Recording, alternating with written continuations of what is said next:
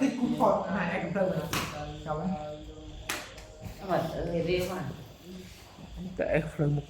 những trăm lâu cho nên đâu thì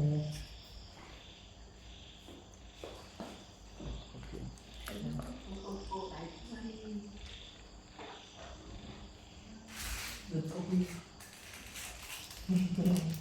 lành hai cái thải tiệm mình làm được sang bán tệ ok